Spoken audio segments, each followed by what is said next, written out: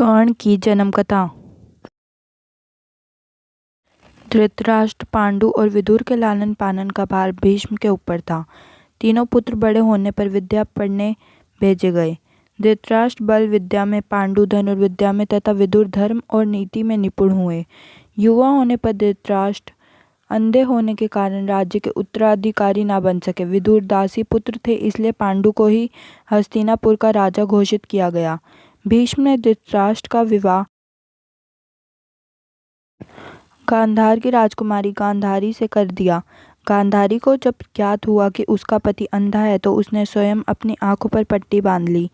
उन्हीं दिनों यदुवंशी राजा शूरसेन की पोषित कन्या कुंती जब सयानी हुई तो पिता ने उसे घर आए हुए महात्माओं की सेवा में लगा दिया।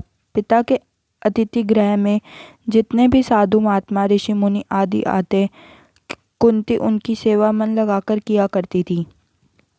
एक बार वहां दुर्वासा ऋषि आ पहुंचे। कुंती ने उनकी भी मन लगाकर सेवा की। कुंती की सेवा से प्रसन्न होकर दुर्वासा ऋषि ने कहा, पुत्री, मैं तुम्हारी सेवा से अत्यंत प्रसन्न हुआ हूँ, अतः तुझे एक ऐसा मंत्र देता हूँ जिसके प्रयोग से तू जिस देवता का स्मरण करेगी वह तत्काल तेरे समक्ष प्रकट हो जाएंगे और तेरी मनोकामना पूर्ण करेंगे।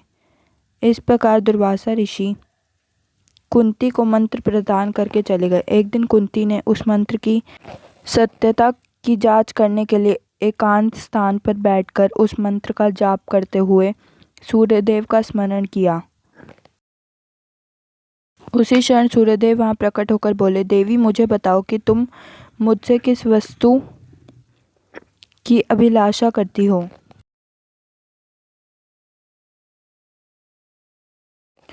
मैं तुम्हारी अभिलाषा अवश्य पूर्ण करूंगा। इस पर कुंती ने कहा, हे देव, मुझे आपसे किसी भी प्रकार की अभिलाषा नहीं है। मैंने तो केवल मंत्र की सत्यता परखने के लिए ही उसका जप किया है।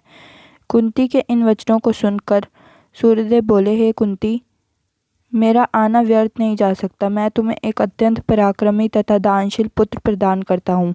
इतना कहकर सूर्यदेव अंतर्ध्यान हो गए। कुंती ने लज्जावश यह बात किसी से नहीं कही। समय आने पर उसके गर्भ में कवच कुंडल धारण किए हुए एक पुत्र उत्पन्न हुआ। कुंती ने उसे एक मंजूषा में रखकर रात्रि बेला में गंगा में बहा दिया। वह बालक बहता हुआ उस स्थान पर पहुंचा जहां पर धृतराष्ट्र का सारथी अधिरथ अपने अश्व को गंगा नदी में जल पिला रहा था। उसकी दृष्टि कवच कुंडलधारी शिशु पर पड़ी। अधिरथ निसंतान था, इसलिए उसने बालक को अपनी छाती से लगा लिया और घर ले जाकर उसे अपने पुत्र के जैसे पालने लगा। उस बालक के कान अति सुंदर थे, इसलिए उसका नाम कर्ण रखा गया। कालांतर में कुंती का विवाह पांडु के साथ हो गया। मद्र देश के राजा ने भी पांडु के पराक्रम से प्रभावित होकर अपनी कन्या माद्री का विवाह पांडु के साथ कर दिया।